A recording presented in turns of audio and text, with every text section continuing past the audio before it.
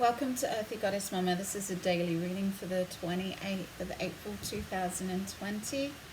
Thank you so much for being here. I really appreciate your presence. If you're blessed enough to hear, it's pouring down here.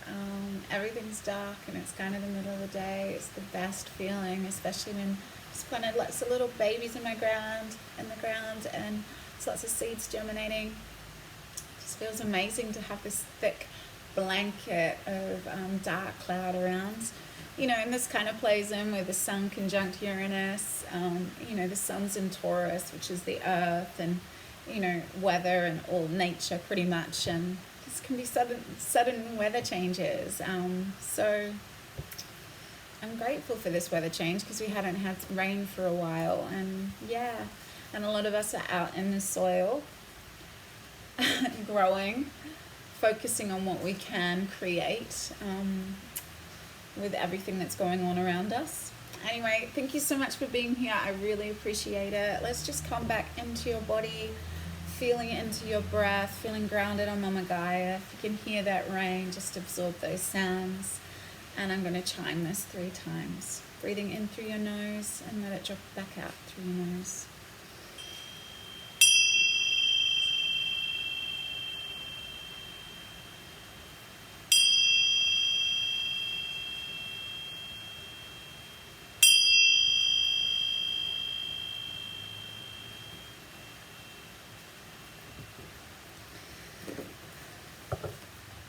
We have the moon as well as sun conjunct Uranus.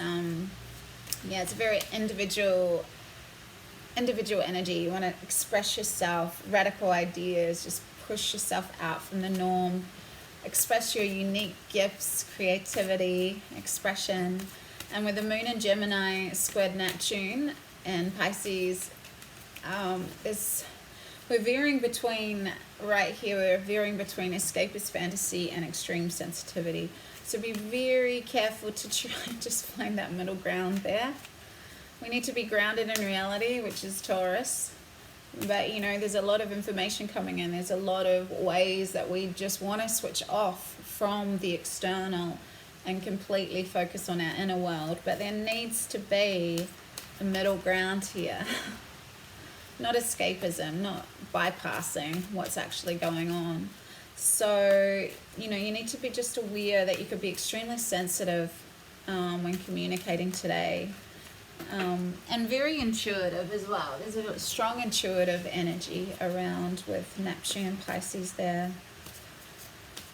So let's just see what wants to come through. I have the Psychic Tarot. So it's a good time to just take some time for yourself. This is the Hermit. This is spiritual growth, meditation, 9, wisdom and integrity, spirituality and completion.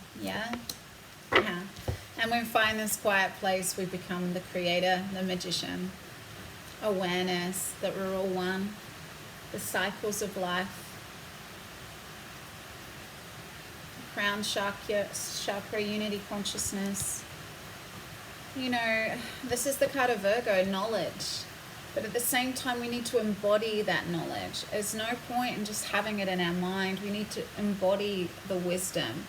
And this experience, what I'm finding most of all, this experience, if we want to be the creators that we are, tapping into our spiritual power, we need to understand that whatever's happening in the external, we just got to keep bringing it back in, but not to escape.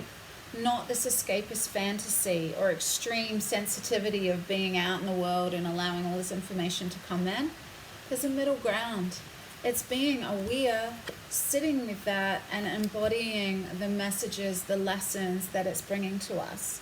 If we're getting triggered by a lot of the things that are happening externally, we can just keep taking it in, keep bringing it back to self, and just try and just keep digging deeper to see what we can learn from this experience and how we can continue to, even though the external's happening, just keep coming back to the purity of our own eternal selves and create from that space.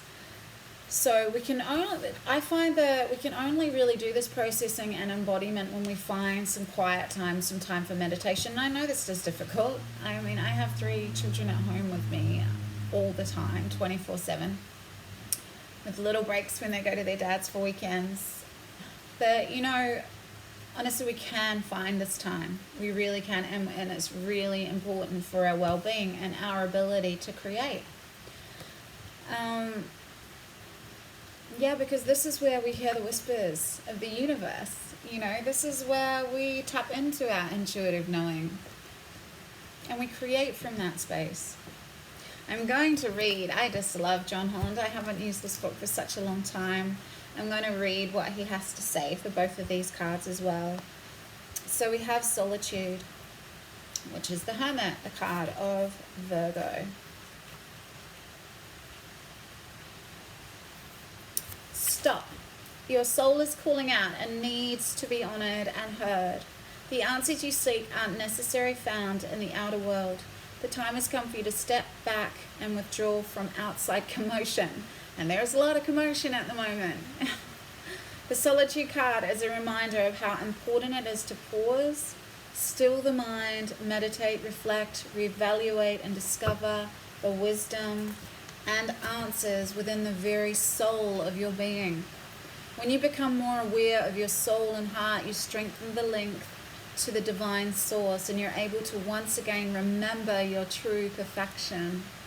Meet your soul halfway and schedule some alone time to commune with your soul, and also to give the power of spirit the opportunity to reinvigorate you with life force and vitality.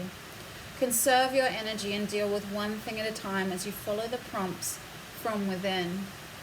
When it comes to moments of quiet inner solitude, it really isn't about quantity, it's the quality that counts.